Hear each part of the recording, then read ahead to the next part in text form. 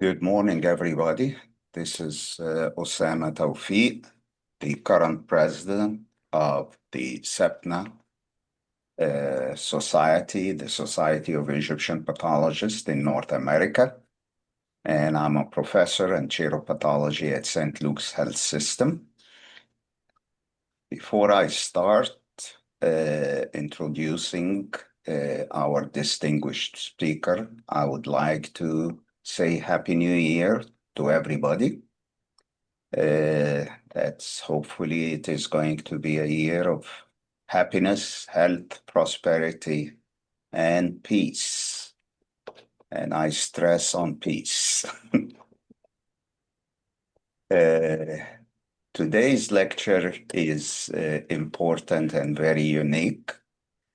We're also very happy that our society has been approved for CME credit for our lectures. And this is really wonderful and exciting. I will be sending instructions about whoever wants to have this CME credit through an email and WhatsApp. Keep in mind that please submit your claim within 24 hours of the activity. I also appreciate your help muting your speakers and turning off your videos. I remind you that questions will be sent through the chat box on the right of your screen, or if time allows, at the end, we can talk with each other and have the speaker answering your questions, and later on by emails with Dr. Khedr, if that is a possibility. As usual, the lectures are recorded and will be uploaded on the Society's website and on the YouTube channel for your convenience and further reference. I also remind you, because I still see people joining through the Microsoft Teams. Unfortunately, if you join through that, it's a completely different app. Sometimes your computer takes you to Microsoft Teams and not to the Zoom app. So please join through the Zoom link and let your colleagues know about that. Also, please make sure that when you're joining, to avoid any hacking, to have your name identified as a person that's like to join. We don't want anybody to be messing up our meetings, because we're having it as an open platform. We don't want to be having it limited to only very few people, even if they are not members of the society. As always, we appreciate feedbacks to improve our experience. Your comments and interest in certain topics are always appreciated and encouraged. Now to the introduction of our star speaker, my dear friend, Dr. Khedr. Dr. Salwa Khedr is an assistant professor of pathology at the University of Massachusetts. She is the hematopathology fellowship director. She also serves as the flow cytometry lab medical director and the perinatal pathology service director. Dr. Khedr is American board certified in anatomic and clinical pathology, hematopathology, and perinatal and pediatric pathology. So she's triple boarded.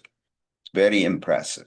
She received her fellowship training in HemPath at the University of Mass and perinatal and pediatric pathology fellowship training at Brown University.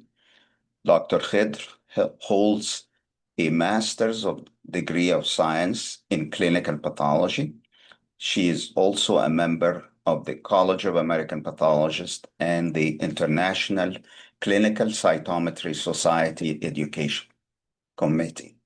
Her areas of interest include hematologic malignancies, perinatal and pediatric pathology, and GI pathology. Without further delay, I will now introduce Dr. Khedr to tell us about her exciting work on the lecture. The title is Placental Histology, Interpreting Cases and Authoring the Report. Dr. Khedr, the platform is yours. Thank you so much, Dr. Osama, for the kind introduction. And I'm very, very honored to be here with all of you, my dear colleagues, and discussing some findings that I find interesting in the placental histology. I hope that it will be also interesting to you. And I would love to hear all your questions and comments at the end or by email. Without further ado, we can start. Do you see my screen? Because I want to make sure that everybody can see the screen. Yes. Yeah, we can see it. Okay, perfect. Okay, so we'll discuss placental histological findings, how to interpret findings when we're looking at cases, and how to author the reports. Okay, what's the value of placental examination by pathology and looking at it histologically? The placenta is considered the pregnancy diary. So whatever was going on in pregnancy reflects on the placenta. So when I look at the placenta, I can understand what pathophysiologic process were going on during pregnancy that might have affected the fetal outcome or pregnancy outcome, or might have affected the maternal health. So actually, it's very reflective of the pregnancy time period.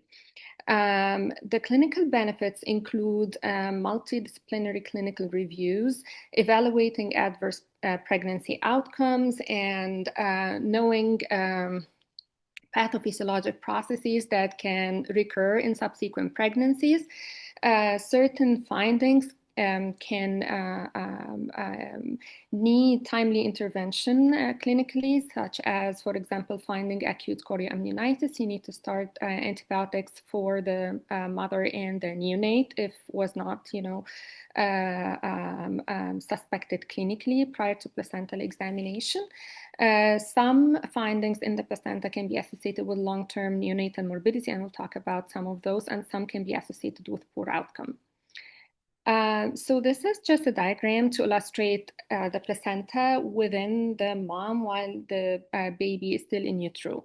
So basically, this is the uterine wall here. This is the uterus. I hope you can see the arrow. And this is the placenta that's colored in red. So you have side of the placenta that faces the uterine wall, and we call this the maternal side, while there is another surface, which is here, and this surface faces the fetus, and we call this the fetal side. So you have a maternal side facing the uterine wall and a fetal side facing the fetus, and it actually is in contact with the amniotic fluid. And then this is the body of the placenta or the placental parenchyma.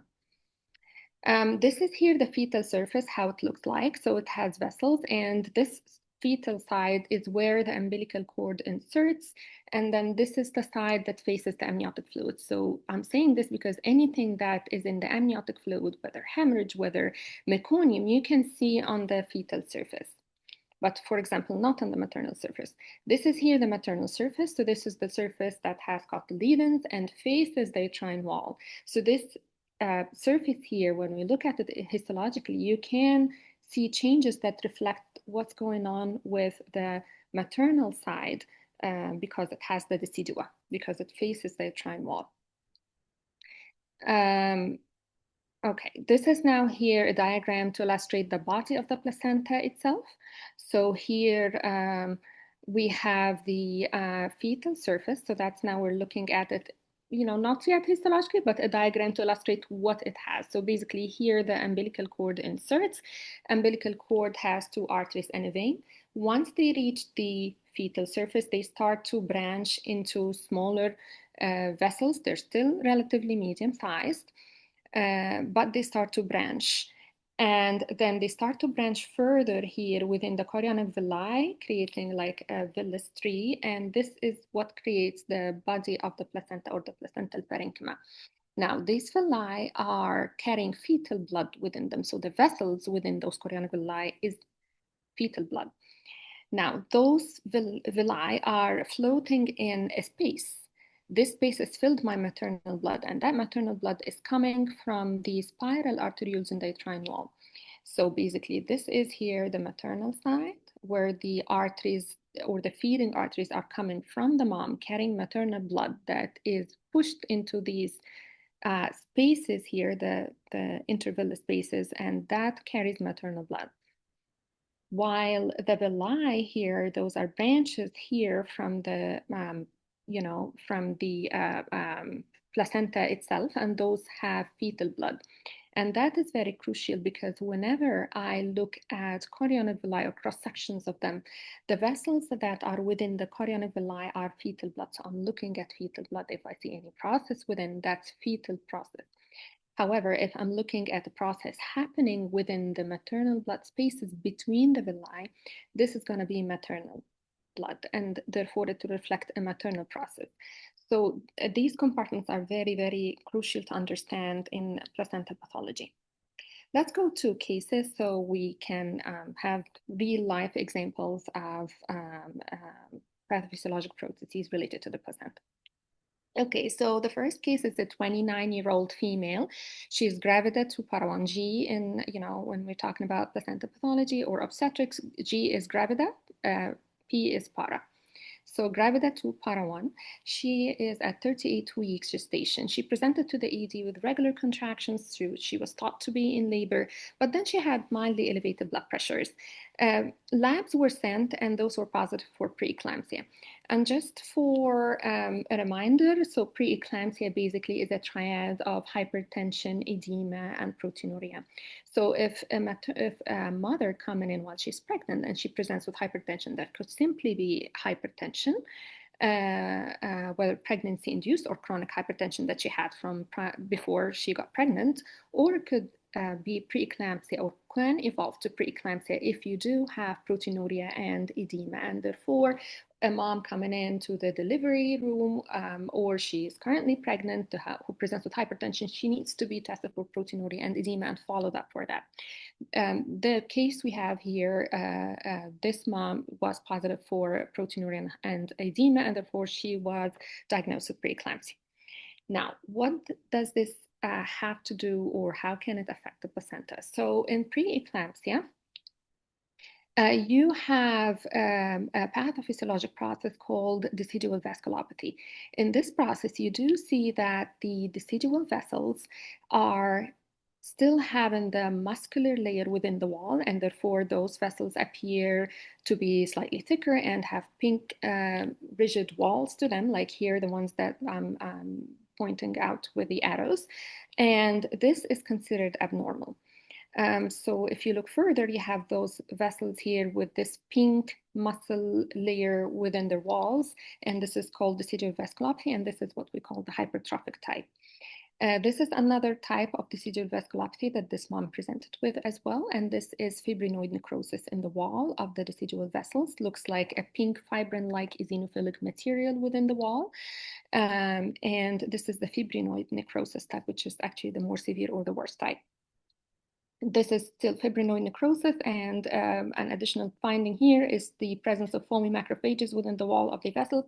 That's actually called acute atherosis. It's kind of like a process similar to a little bit to atherosclerosis, where you have kind of like a degeneration in the wall of the vessels, and that's actually denotes a severe form or more severe form of decidual vasculopathy compared to the hypertrophic type.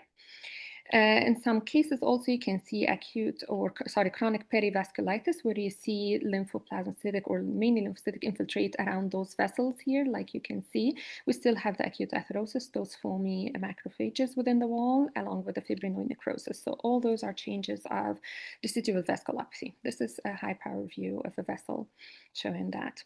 So the final diagnosis here is decidual vasculopathy, and I listed the types, the hypertrophic type, and the decidual capsularis, which is the decidual in the fetal membranes, and hypertrophic type with also fibrinoid necrosis in the decidual capsularis and decidual basalis. Decidual basalis is the decidual you see in the maternal surface. So what is decidual vasculopathy? Let's talk a little bit about that. So there is a physiologic process happening during pregnancy that is called maternal vessel transformation. In this process, you do have a normal transformation of the maternal vessels, where normally in any decidua of a endometrial um,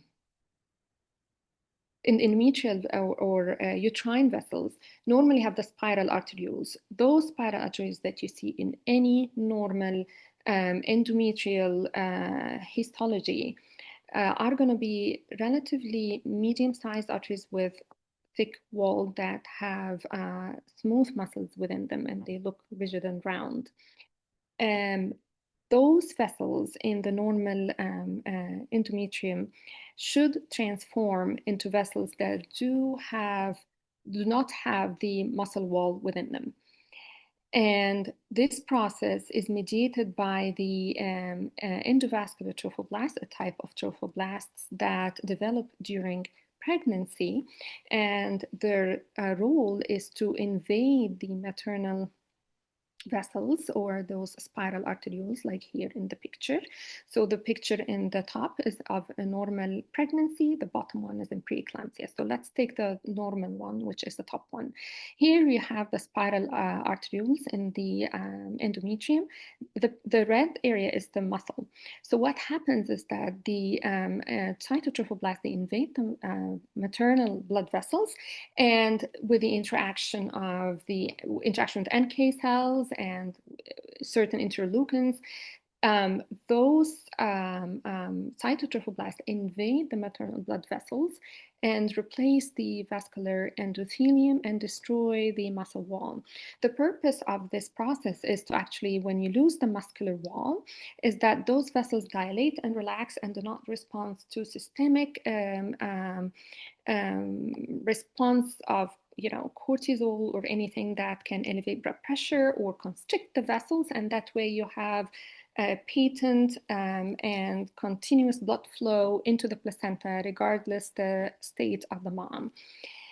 So that is a physiologic process that ensures the adequate perfusion of the placenta.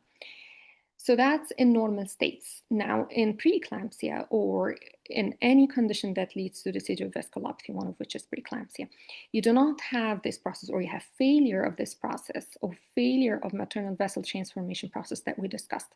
And the result is going to be persistence of the muscle layer. So you don't have that normal interaction of the cytotrophoblasts and losing the muscular wall, and therefore those vessels are not going to be as patent, and they're going to be reactive to systemic responses, and therefore the perfusion of the placenta is much decreased. So that's what happens. And that's what we see on histology. So if I am taking a cross-section, let's say here in a placenta, now what you will see histologically in normal situations, these are the endometrial vessels here, or now decidua. So it's going to be not having the muscle wall. So they're going to be very, very thin-walled vessels, and they're going to be not showing muscle wall within them. They're usually going to be oval or slit-like. However, in decidual vasculopathy, like the bottom picture here, so you have thick walls with prominent muscles within them, and that is abnormal. Now, decidual vasculopathy can be seen in multiple conditions, not just preeclampsia. Just preeclampsia is one of the famous associations, or whenever I see preeclampsia in history, my mind goes directly, is there decidual vasculopathy? But there are other conditions too. Hypertension, whether it's chronic or gestational. Metabolic disorders, the famous one is diabetes. Diabetes is whether it's pre-gestational or gestational, it does not matter, but increased glucose levels, it disrupts this process as well, and therefore you can see this is vasculopathy within. Some autoimmune conditions or advanced maternal age, kidney diseases sometimes can be associated with decidual vasculopathy as well. Decidual vasculopathy, as we discussed, the issue that happens with it is a placental underperfusion, and therefore you have a small placenta most of the time. The baby is going to be usually small for gestational age or showing fetal growth restriction on a prenatal ultrasound. And unfortunately, preeclampsia can actually evolve into a more serious process that's called HELP syndrome. And HELP stands for, the H stands for hemolysis, EL is elevated liver enzymes, and LP is low platelets. And that's what unfortunately happens to the mom and how she presents with. And this is considered very critical. And usually there going to be emergency delivery of the baby if the mom goes into the HELP syndrome, because it can be life-threatening. Okay. Now, case number 2. So in this case here, it's a 28-year-old mom. She is 32 weeks gestation. She presents with decreased fetal movement. When there is decreased fetal movement, we take it seriously. The baby, there's something going on that's not healthy. So it's pertinent to check what's going on. The mom was thought to have either chronic hypertension versus white coat hypertension, but then an ultrasound was done and it did show severe fetal growth restriction and intermittent absent diastolic blood flow that's within the umbilical cord vessels. And this is not a good sign. It's an ominous sign. Actually, it denotes that there is something wrong going on with the baby. And she was admitted and she was administered or she received betamethasone to encourage lung maturity, and then she delivered by C-section. Something to note is that the obstetric ultrasound that was performed when she was 6 weeks gestation did note a large subchorionic hemorrhage that measured a 4.8 cm in greatest dimension. So let's look at the gross findings of the placenta. Now, on the right here, I do show a normal fetal surface, how it looks like. This is not from the case. On the left, this is from our case. And if you note, you can see here it was, sectioned. The picture was taken after it was sectioned, but this is here all the fetal surface. And you can note that it looks more whitish. So when I have something whitish in my mind, I think of, fibrin, calcification. Calcification is usually going to feel hard, but when it's firm, I think of something fibrin or old clot or something like that. Versus here, it looks bluish gray. That's how it should look like with the delicate fetal membrane, amniotic layer here covering the fetal vessels, which in this case here, you just see a lot of white surface. And it was almost involved in the entire fetal surface. Now, these are the cross sections, and here you can see those areas of whitish or white tan areas underneath the fetal surface here that had variable thickness, but it's seen to involve most of the fetal surface. Histologically, this here, this is the amniotic layer here, or this is now the fetal surface is just on the side, and underneath it here we have this fibrin layer or the subchorionic hematoma. This is actually fibrin alternating with layers of RBCs, almost looking like lines of sand. So this is a hematoma or a thrombohematoma, and it's subchorionic because this is right underneath the chorionic layer or the fetal surface. So this is a subchorionic hematoma. Now, additional finding here that I would just like to highlight, this pigment here is meconium. So there was also meconium deposition, and that denotes fetal stress when you see that. Another picture here of a macrophage within the fetal membrane that's showing meconium.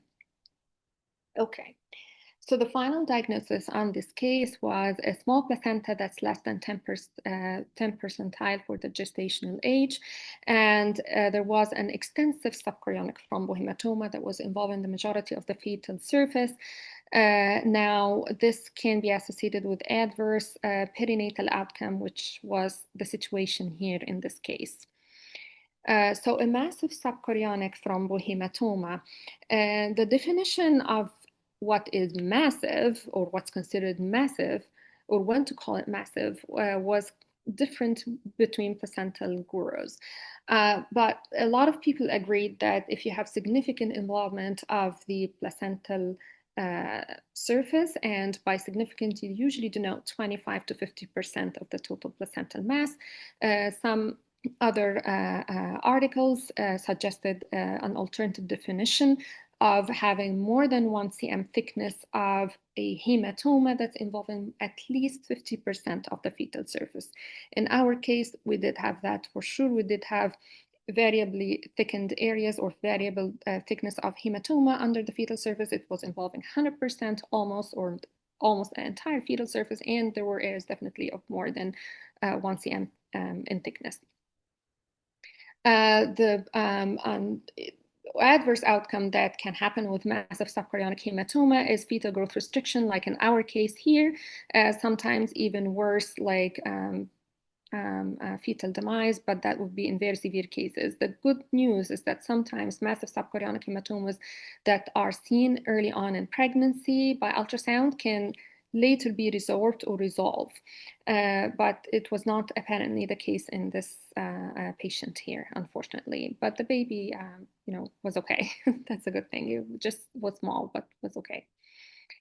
This is just a diagram here. I just want to illustrate the names of the lesion, because the names of the lesions in the placenta or the hematomas, or generally the lesions, one of them is parenchymal hematoma.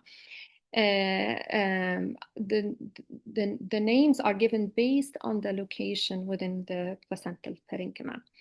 So here in this diagram, this is the umbilical cord now inserting into the fetal surface. So this here is the fetal surface. This is here the maternal surface that is facing the uterine wall. So if this is here the fetal surface, and this is the amniotic fluid here where the baby is floating, this layer is the amniotic layer. And if I have hemorrhage here, it's called subamniotic hematoma. In our case, the hemorrhage was here, and this is not under the amnion, it's under the whole fetal surface, so under the amnion and the chorion of the fetal surface, and that's why it's called subchorionic hematoma or subchorial thrombus, which was what we saw in our case that I just presented. Now, if you have hemorrhage here separating the placental parenchyma and the uterine wall, that is called retroplacental hematoma. And I know this name sometimes confuses some of the residents. It's just based on where the hemorrhage is. So it's between the placenta and the uterine wall, and that's why it's called retroplacental. Of course, you don't get the uterine wall when you get the placenta for grossing. You just get the placenta itself, but on the maternal surface, you see hemorrhage, and that's what's called retroplacental hematoma. If this hemorrhage, the retroplacental hematoma, is seen on the side, it is still, yes, retroplacental. We call it marginal hematoma. So that's just a difference in the name, and also sometimes the marginal hematomas can be associated with presentation of the mom with vaginal bleeding versus a retroplacental hematoma here that's toward the center, that sometimes they call it concealed abruption or concealed hemorrhage, where the mom may not present with bleeding because the hematoma is within the center of the placental body, and therefore it doesn't have an exit. Okay, case number 3. So in this case here, we have a 27-year-old pregnant woman. She's 37 weeks gestation. She presented with fever, tachycardia, and abdominal pain.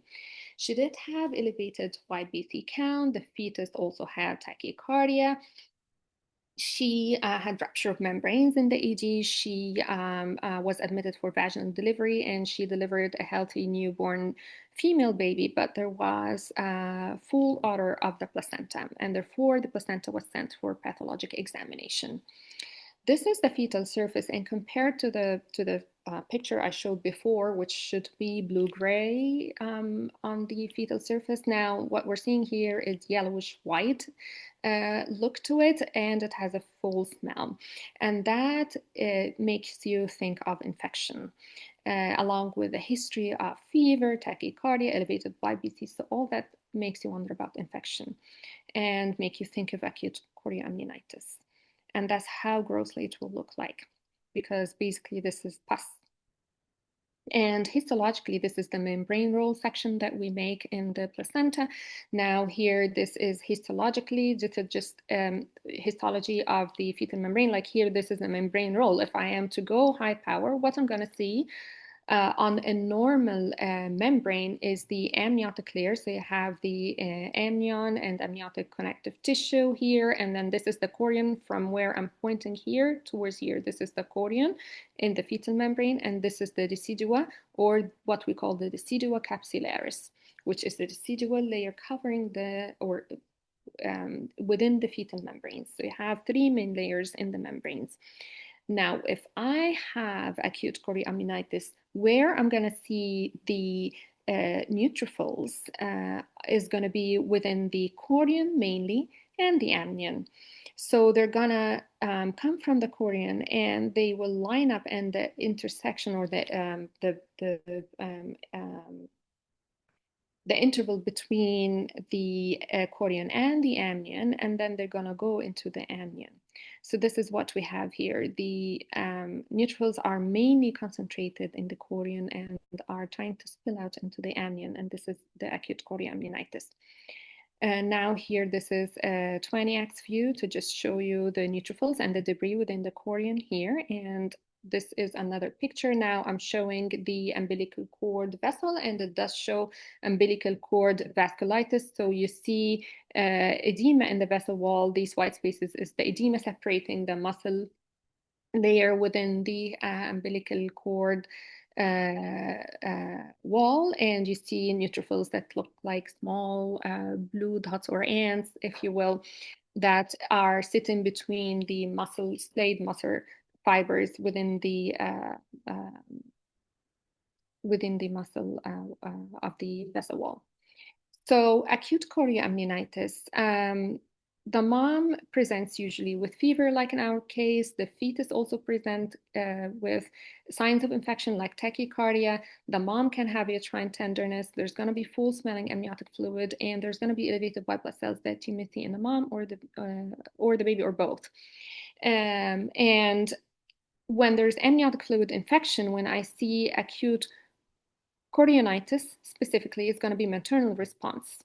And fetal response is considered when I do see inflammation in the umbilical cord, which is the umbilical cord vasculitis, or chorionic plate vasculitis, or phenycitis. Phenycitis is the inflammation in the Wharton's jelly within the umbilical cord.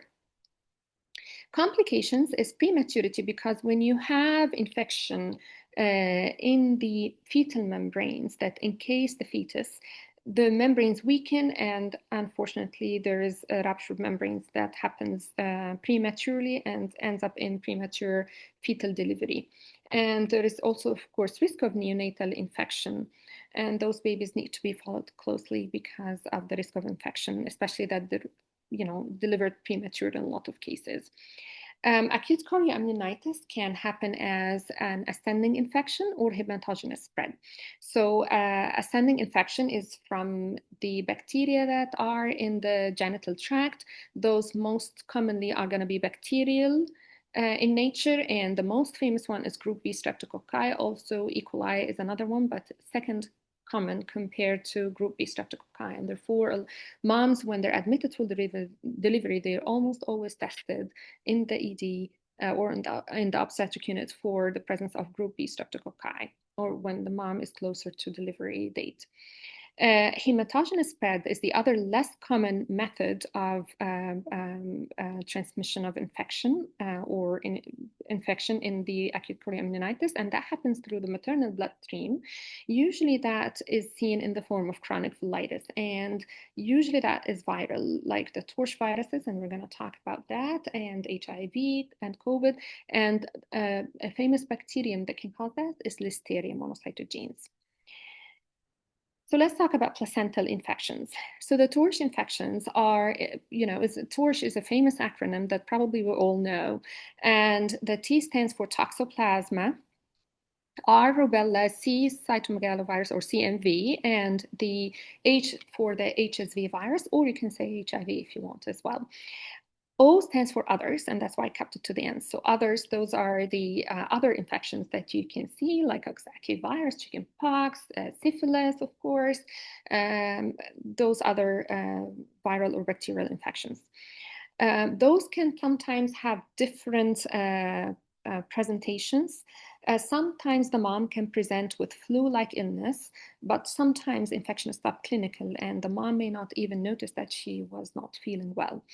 In CMV infection, you will have the classic CMV inclusions that you do see within the cytoplasm and the internuclear inclusions, the owl-like inclusions that we all know, like here in this picture here, and the smudgy inclusions. And you will have dense lymphoplasmacytic infiltrate.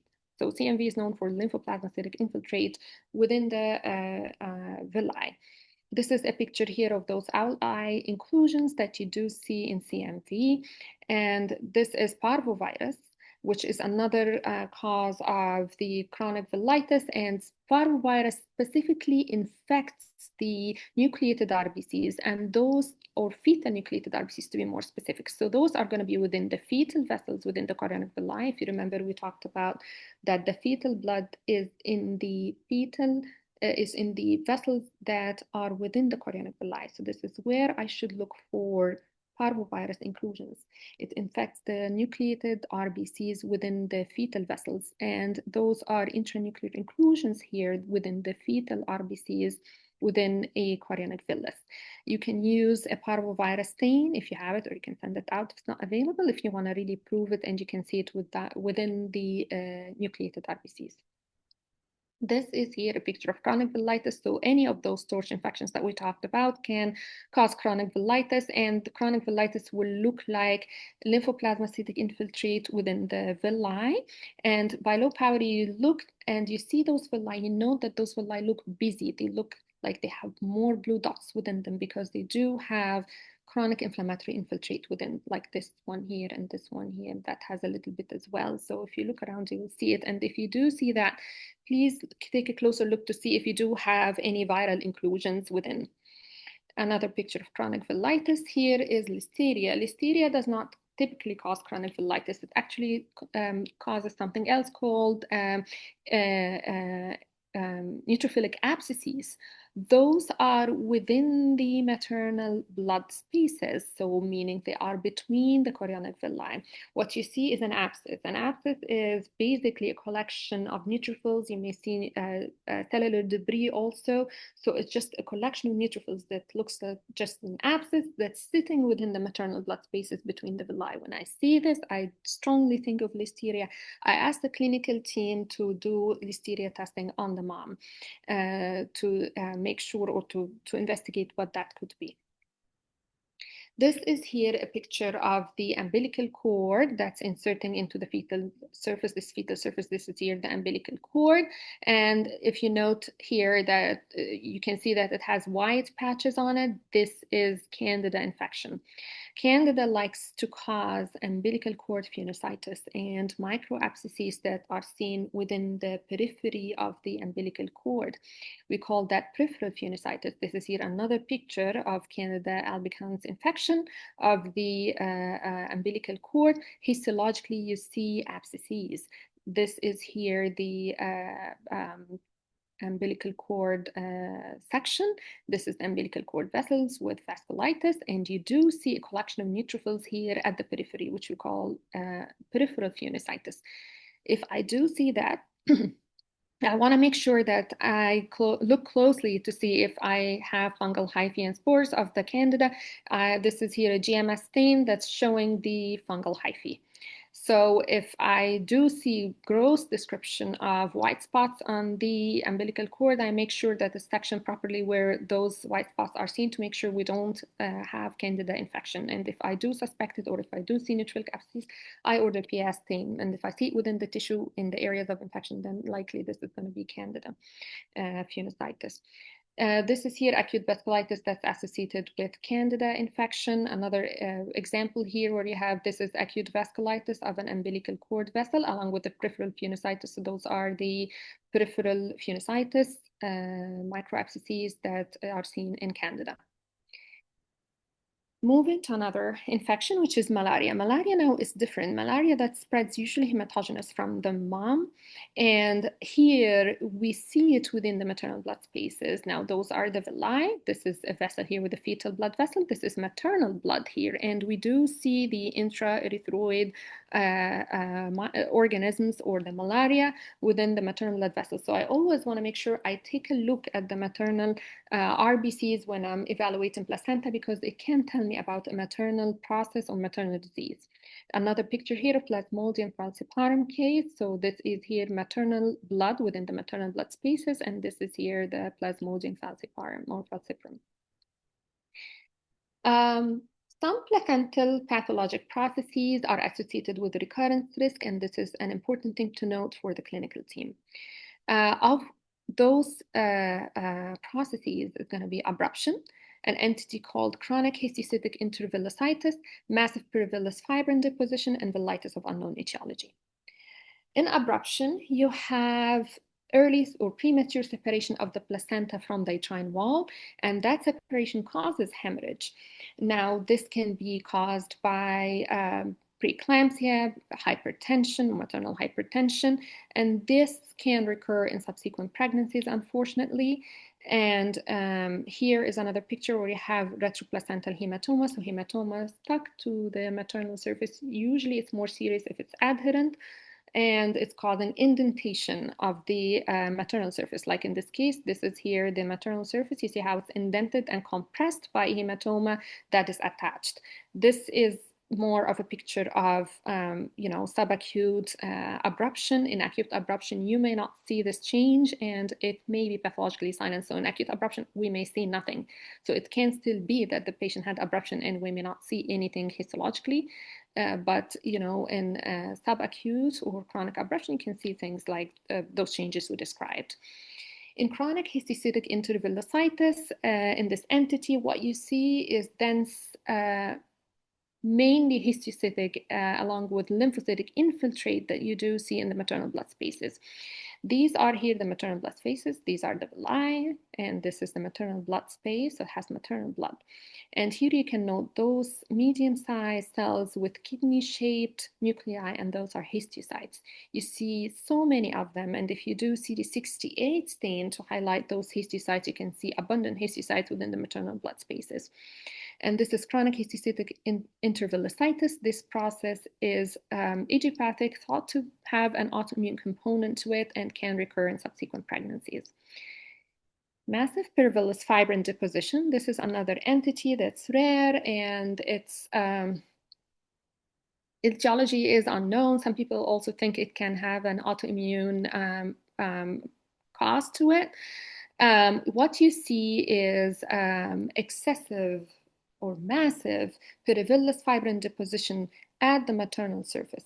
This is the maternal surface, and we have this white-yellow deposition of fibrin-like material that makes the maternal surface firm, and as you can see, it looks like white-yellow areas, and this is a cross-section of massive perivillous fibrin where you have those areas of white tan, firm patchy areas within the parenchyma that are more noted on the maternal surface.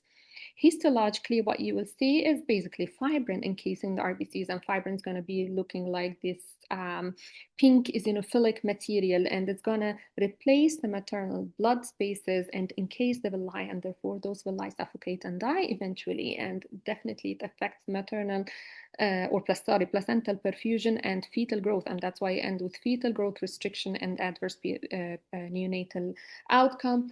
And this is one of the placental diseases that can recur. Villitis of unknown etiology, that's another entity, and this one is basically similar to the chronic villitis that I showed before. This is the same picture of chronic villitis that I showed earlier, and the purpose of that is that I want to show that histologically it looks the same.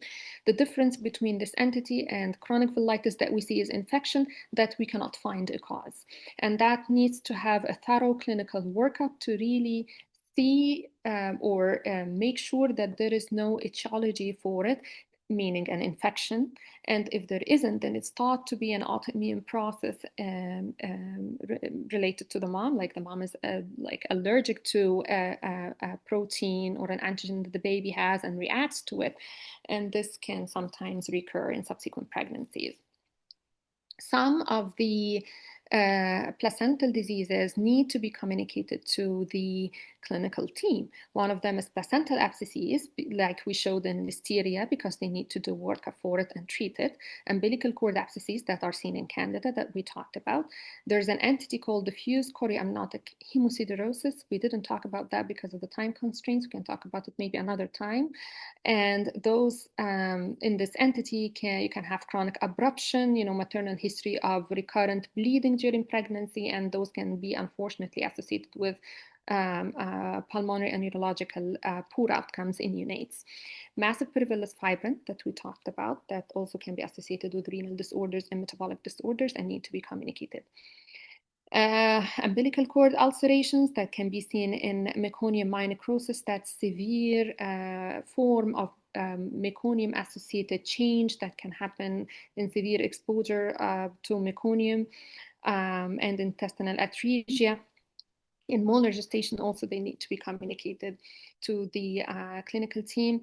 Placental mesenchymal dysplasia, which is another entity. Also, we didn't talk about it today because of the time, but these are associated with Beckwith-Wiedemann syndrome, which is a syndrome where there is hemihypertrophy of the fetal body, omphalocele, and a lot of other associations that maybe later we can talk about.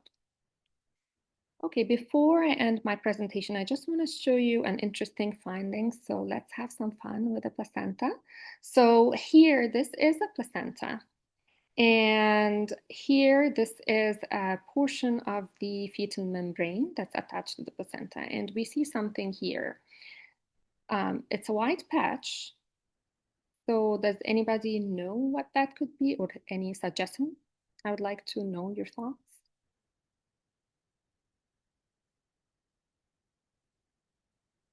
So if you note here, there is a dark pigment here. And this actually is, if you do an X-ray on it, so we did an X-ray on this part of the membrane here.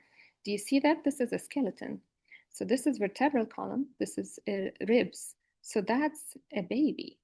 And this here dark pigment is eye pigment. So when I see that, I think about this is an eye, this could be a baby, this was a baby, meaning that this baby that was delivered here had a twin, and this twin died during pregnancy and was resorbed into the membranes, and that is a phenomenon called fetus papillaceous. So this is fetus papillaceous, and it's an interesting finding. And usually in those cases, when I see something like that on the fetal membrane, I like to do X-ray because you can see the skeleton of the baby. This is the eye pigment. If you section it, you might see, a resorbed eye or a histologic finding supporting ocular elements. And in the history, you will probably very early in gestation, in the obstetric ultrasounds, you will see that there was history of a twin, and that twin died and was not seen anymore in subsequent ultrasound exams that were performed prenatally. And this is here the resorbed twin. So this is called fetus papillaceous. Thank you. That brings us to the end of the presentation. I'd be happy to take any questions you have. Well, thank you, Dr. Khedr, for a wonderful, wonderful overview of the placental pathology. And thank you for showing me how ignorant I am with placental pathology, how many placentas I signed out that were totally out of whack. Thank God nobody hated me for my reports. No, we really love it. The floor is open for uh, any responses, questions. We have time. We have 5 minutes. Thank you for being on time. I really appreciate it.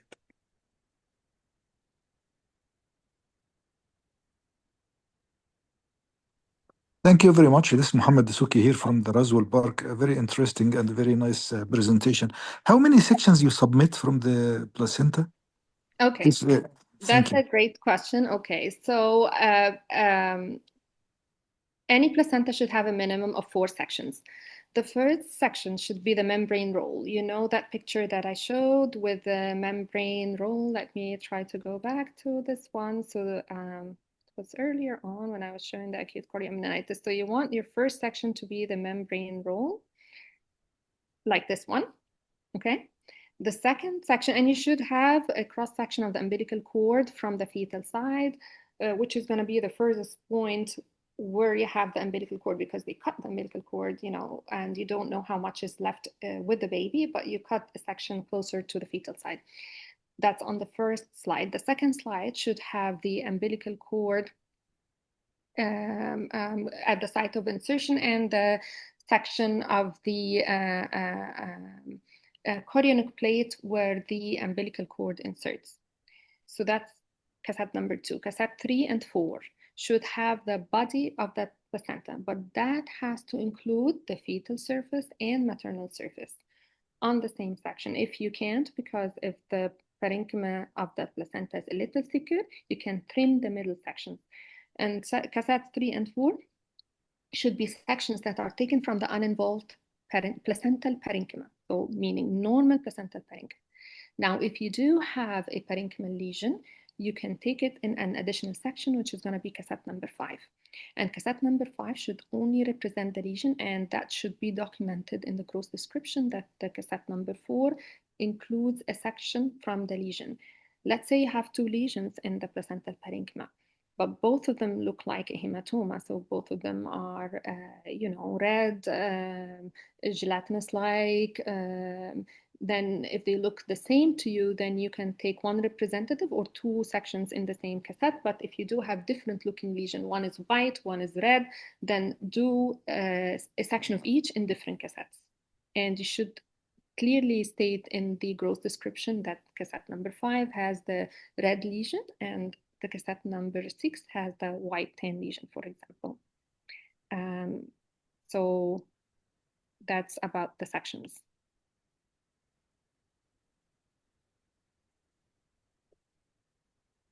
Some people want a heme lecture from you, Dr. Khedr. I'll be happy to do that. You know, if there is a specific topic you'd like to discuss.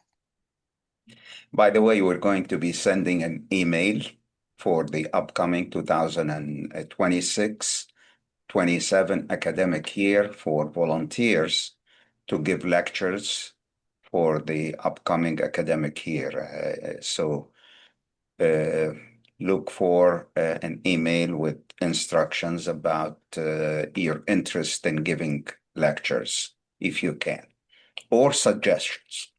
We appreciate that very much. Also, a reminder, like what I said at the beginning of the lecture, for who joined a little later, this is a CME approved lecture. I will send you the link to apply for your CME credit. Follow the link and I will send the instructions by email and by on WhatsApp as well. It should be fairly easy. I tried it. Shouldn't take more than 2 minutes at the most, and you will get 1 CME credit hour for this presentation.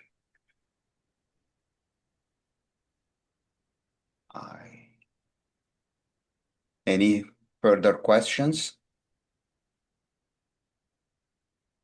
I have one myself on Oh, of clinic, but course. oh, Yeah. go ahead.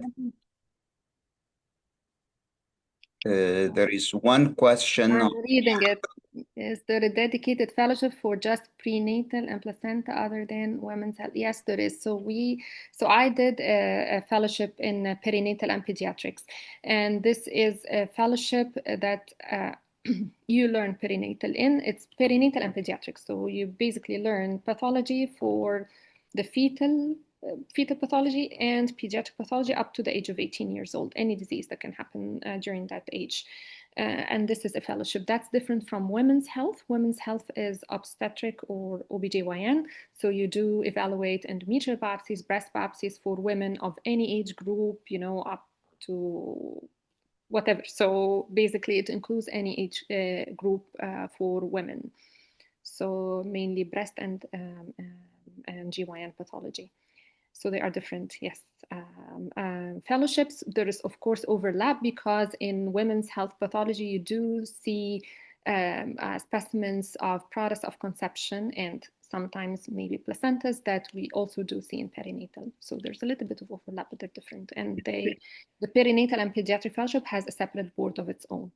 But the GYN or Women's Health Fellowship does not currently have a board, but it's a fellowship.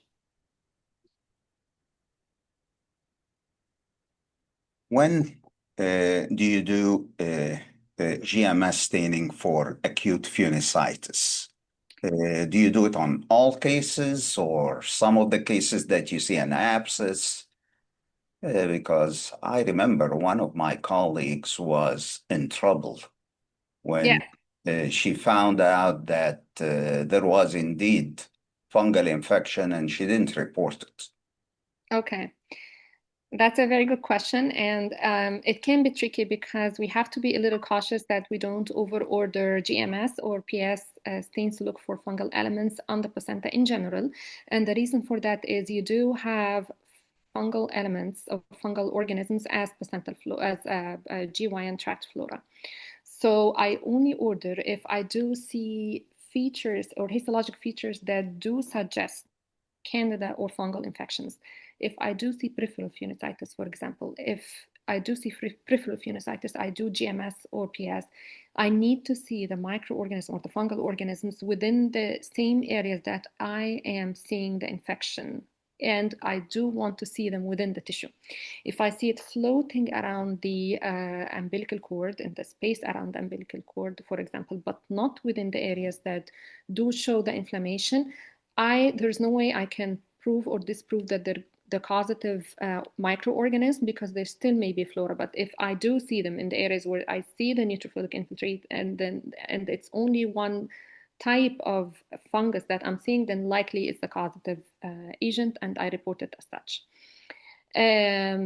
If we're talking about Candida, usually it's going to be peripheral phenocitis, meaning that the microabscesses are seen at the periphery of the umbilical cord, not as spilling out of the neutrophils from the vasculitis or from the vessel wall, because you can have umbilical cord vasculitis that spills out into the surrounding Wharton's jelly surrounding the umbilical cord wall. That likely is going to be secondary to the vasculitis and not an isolated presentation of phenocitis. I hope I'm getting my point clearly. But when I see peripheral phenocitis, when there is anything that in the history that suggests that there is a possibility of fungal infection, then yes, I can order it, but I have to be careful while interpreting. I need to see the microorganisms within the areas of inflammation within the tissue. If I do see them around the umbilical cord, I report that I do see microorganisms, but I can say that they're not seen within the tissue or within the inflamed areas, and the significance of these microorganisms or the fungal microorganisms is uncertain. There was a follow-up question about this. Maha. Can PS be negative and we still see the hyphae? You mean you still see the hyphae? If you still see the hyphae on H&E, but you do not have it on the PAS, it could be that they're not represented on the section. And if this is what you see, yes, I can report it as such. I will say in my report that if I'm confident that on H&E I do see fungal elements, I will say that there are fungal elements seen within the tissue where the inflammation is seen. However, PS stain did not highlight those microorganisms, and it could be because they're not represented on the stained level. Clinical correlation needed, because this may represent fungal pneumonitis or fungal acute chorioamnionitis. So, you just report what you have, and you try your best to interpret what you have clinically, or give the most you can give to the clinical team to help them. But if there's something I'm not confident about, I also state that I'm not sure about it. And I can say something like clinical significance are certain or may represent this or that, rather than more likely represents this or that, if you know what I mean. I hope it answered your question. Well, thank you so much. Good job. We appreciate it. And we look forward to seeing you next month. We'll have the usual lecture on the first Saturday of the month. And we will have a surprise, actually, symposium about digital pathology. Another extra lecture. This is something that we're going to be looking into, how to learn about the future of pathology. So look for more details coming your way in a few weeks. Have a lovely day, everybody, and see you next time. Thank you again, Dr. Khedr. Thank you. Thank you, Dr. Osama. Thank you, everyone.